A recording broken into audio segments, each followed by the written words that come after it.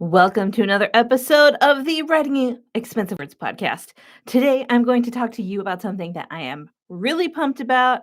I disappeared off the face of the planet last week, unless you were on TikTok, because last week was my husband's birthday week, which meant it was time to seriously bake some stuff that was yummy and do a bunch of stuff he wanted to do. And one of the things that he wanted to do was he wanted to go see Free Guy. So the day came out, we all piled into the van. It was like raining like crazy. We went to the movie theater for the first time without masks in a really long time because we've all been vaccinated. And it was an experience. But you're like, Kristen, you always tell us, what are we going to learn about today? And today I'm going to teach you that it doesn't matter what idea you have, if it's original or not, because you can always spin it in one direction that's going to be completely different and result in a completely different story than if you had gone in another direction. And the way I'm going to teach you that is I'm going to contrast Free Guy, which is the new Ryan Reynolds movie, which is a science fiction movie. And I'm going to talk about why it's science fiction in a minute, which made me so excited. I was like, yes, science fiction. Okay. And I'm going to contrast that with Summer Frost, which is a short story written by Blake Crouch, which I've already talked about on the show a few times. But when I was watching Free Guy, in my head, I was like, oh my gosh, oh my gosh. If I was Blake Crouch and I was watching this, I would totally be peeing my pants with excitement right now. Okay. I don't know if Blake Crouch would ever pee his pants with excitement. I don't know if that's possible. But I was like, if I were him, I would feel so excited to be watching this movie. So let's go ahead and dive in. All right. So, if you've been listening, that I have now read all of the Forward collection, which is on Amazon, and you can get it free if you're a Prime member. And it's curated by author Blake Crouch, who is the author of Recursion, which is like one of the most amazingly crafted time loop science fiction novels that I've ever read. I'm obsessed with it. I love it. It made me laugh. It made me cry. It made me cringe with uncomfortability. Maybe that's not a word. It's my job to know words, but sometimes I just need to make up words. I love the book. I talked about it. I did a whole review where I contrasted two different time loop stories. So if you're interested in that book, you can listen to Trope Trials Time Loops, which is about that and a map of tiny perfect things, which is another time loop story that has a book and a movie. And I found out that Recursion is going to be made into a film, and it's going to be made into a film by Shonda Rhimes. So I'm like, what? So excited. I mean, you can see it, like I'm like dancing. You can hear in my voice, if you can't see me dancing, that I'm really happy about it. But back to Summer Frost, which is the second story in the Forward collection. And okay. First, let me just say, because I always forget this, I'm going to spoil everything. All right. If you haven't read Summer Frost and you want to read it, don't watch this. Just wait, like put it on your watch later list. Okay. If you haven't seen Free Guy and you want to see it and be like surprised by the awesomeness, don't watch this video. Don't listen to this podcast yet, okay? This is like heavy spoilers. I literally am going to spoil everything. I mean, there's a few things I won't spoil, probably. I don't know. I can't guarantee that I'll keep anything back, but my plan is to just straight out spoil everything. So, spoiler warning, you have been warned. Now, let's talk about it. Okay, we're going to talk about Summer Frost first. So, Summer Frost is a short story, like I said, written by Blake Crouch, and the main character is Riley. Okay, Riley is a programmer, and she is making a game. And while she's making a game, she discovers that one of the characters, y'all, is self aware. That's right. She discovers that they've accidentally created artificial intelligence. So you can imagine while I'm watching Free Guy, which the premise is that one of the characters has basically come alive. I was like, oh my gosh, this is reminding me. I'm like getting such intense Summer Frost vibes right now. But the thing is, like, the character Maxine, who becomes self-aware, who like becomes artificial intelligence, the way that she starts out in the video game she gets stabbed over 2,000 times by her husband because every time the game begins, like, the husband murders her. So when the developer, Riley, figures out that Maxine is self-aware, it's because Maxine is trying not to go to her house because she knows she's going to get murdered. So that's like the beginning of this character's life. Blake Crouch alludes to this so many times in the story. He's like setting up the reader. He's like, listen, reader, this character has been straight out murdered and tortured like a bunch. Just keep that in the back of your mind, right? As all these other things are developing. And so, you know, the self-awareness happens, and Riley, the main character, starts doing starts giving Maxine all this information and teaching her. And eventually, Max identifies as non-binary and wants to be called a gender neutral term. So it shifts. Even the voice shifts, which was like, whoa, because Maxine has like a female voice. And then if you're listening to the audiobook, which if you're a Prime member, you can listen to the audiobook for free. So all these things are happening, and Riley is like in this marriage, and her wife is not really understanding how obsessed she's getting with her work. And she doesn't have a good balance either. I will say Riley is like an unhealthy character in that she's not able to balance everything, and she does get obsessed with Max, and she does get obsessed with her job and creating like this artificial intelligence, which she's like developing it. She feels like it happened accidentally, but you can tell she's like got ownership over it, right? And so all these things happen, and I'm just going to fast forward to the end because that's the important part here. And the end, like I said, I'm going to spoil the crap out of this. The book ends, or short story, whatever you want to call it. It ends with Max murdering every person on the planet and uploading them onto the cloud. Like, that's one way that it could go. Right? And Blake Crouch sets it up wonderfully for you to believe that, yes, this could happen. And like I said, the murdering origin story, I really feel plays a huge part into it. And also, he like kind of shows that Max doesn't really understand fully how to be empathetic.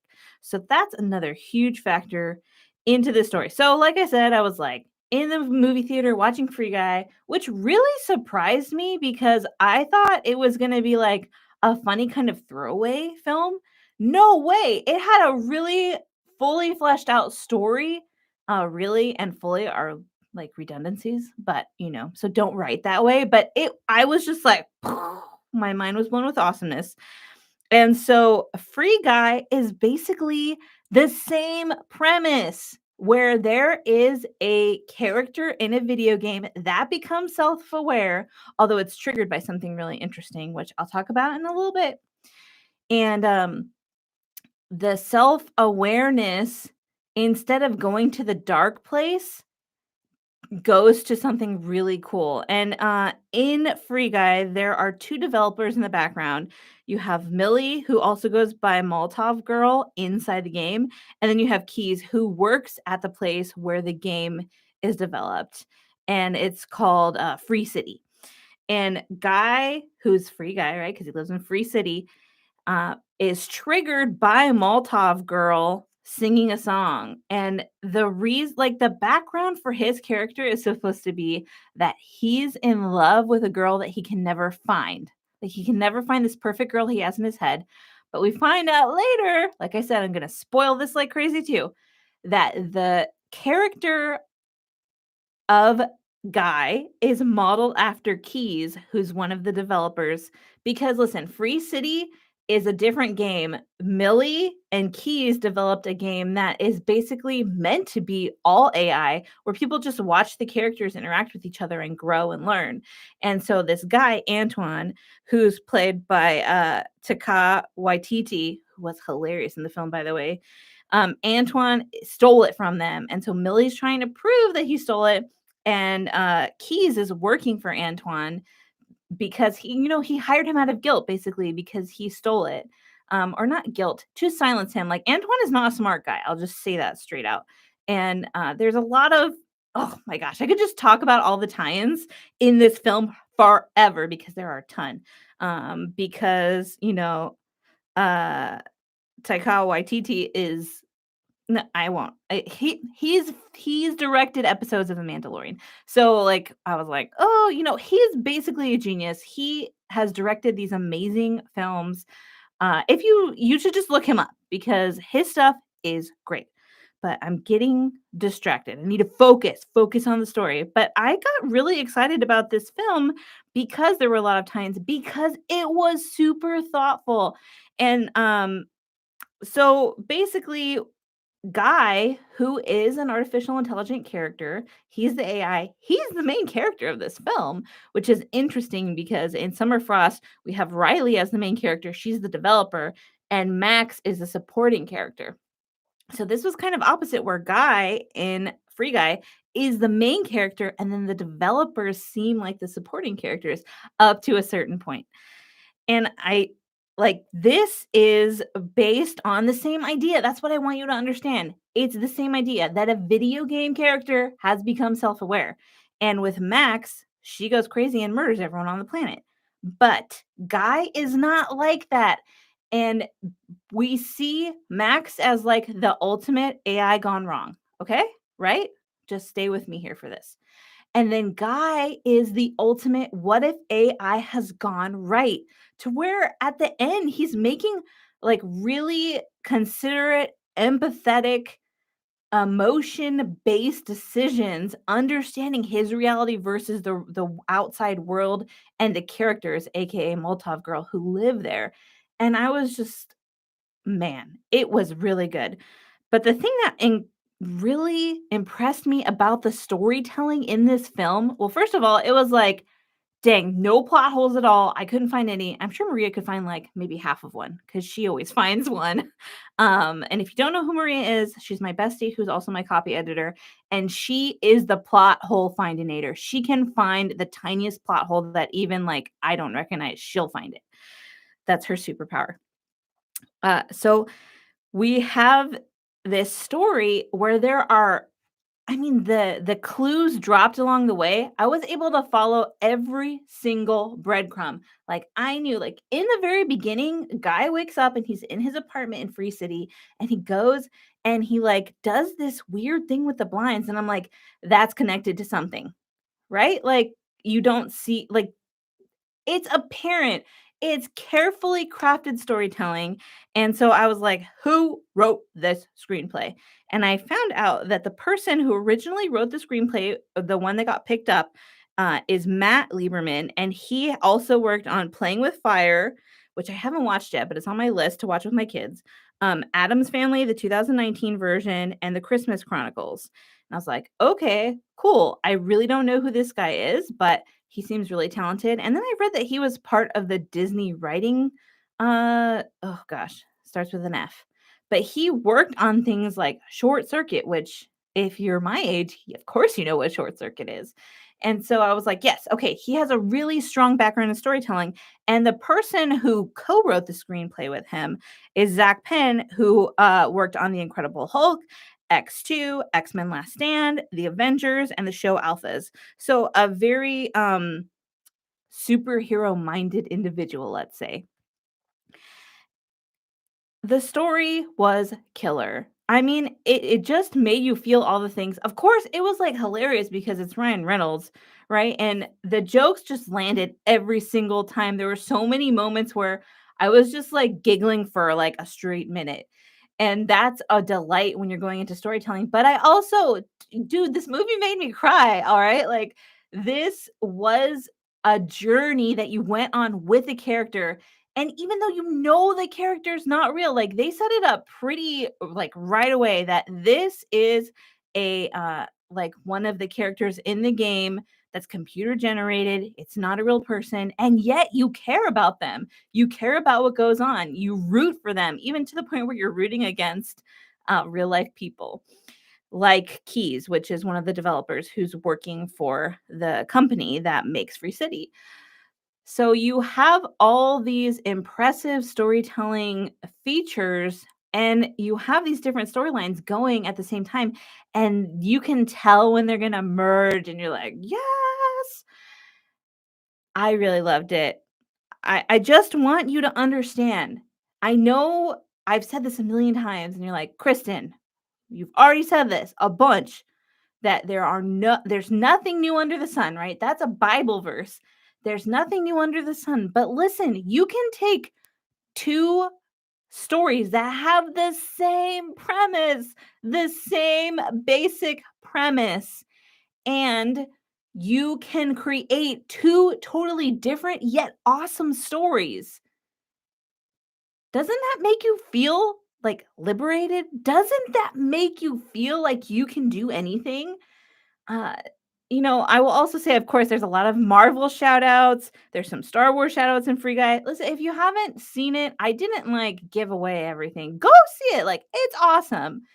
And also, of course, I wanted to talk about why it's a science fiction movie, because when I first saw the trailer, I honestly was not expecting a lot from this film. Okay. I wasn't expecting complicated storytelling for sure.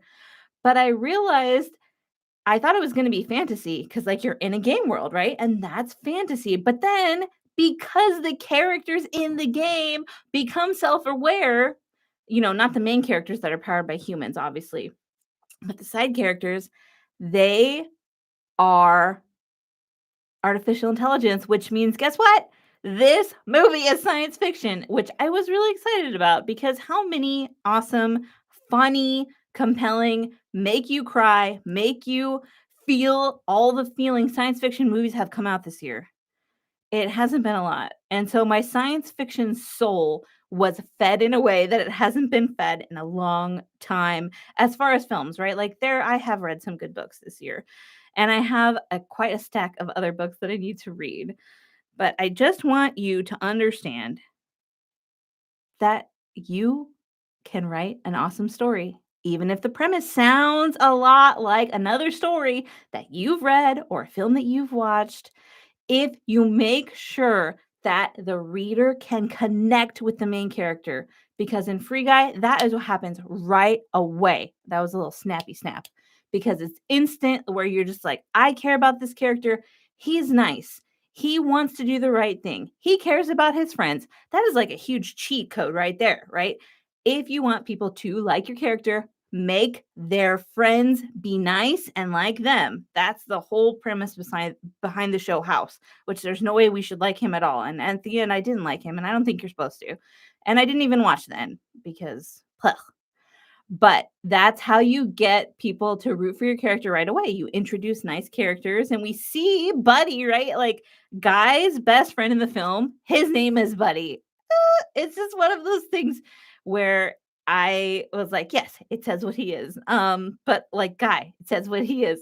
He's a bank teller, right? And Buddy is the security guard in the bank. But also, I thought the way that Guy is set up in the beginning reminded me so much of Elf, which reminded me of Buddy the Elf, right? So it has that loss of innocence is one of the themes as Guy is learning that he's a character in a game and that there's an outside world and that people in the outside world they're good and bad, right? There's people who want to help him and there's people who want to murder him, right? Like destroy his code. And so there are all these Easter eggs in there, but one of them was I just knocked the Superman sign off of my Iron Giant. But one of them was the Iron Giant. And my husband pointed it out to me. He's like, look, the Iron Giant. And I thought, oh my gosh, that is so appropriate because one of the themes that they experience with Guy is the loss of innocence, which, as you know, is like the main theme in the Iron Giant. And Hogarth and the Iron Giant mirror each other in that theme. I did a whole episode about that. You can go watch that. It's called Iron Giant and the Loss of Innocence. And yeah, I had a really good weekend. I enjoyed some storytelling. I'm so thankful for stories. I can't even tell you. And I'm so thankful for you, whoever's watching, whoever's listening. I think I have like 20 regular subscribers now. I'm so thankful for that. I didn't even start this podcast a year ago. And to have like 20 regular people who are listening to every episode I put out means so much to me. And I just want to thank you from the bottom of my heart. I've got a lot more coming. Don't worry, I haven't forgotten about the Queen's Gambit. I've been working on those episodes and taking notes, so those are coming. And of course, I'm going to do some lit story breakdown soon. But there are so many more amazing things coming this year. I cannot wait for you to start writing the story of your heart, and I can't wait to help you. Thank you so much for listening. And as always, if you want more writing tips and you want to geek out about storytelling with me, the storytelling lady, listen to more episodes, watch more episodes. I am so glad you've entered the storytelling world with me. And remember, it is never too late to write the story of your heart.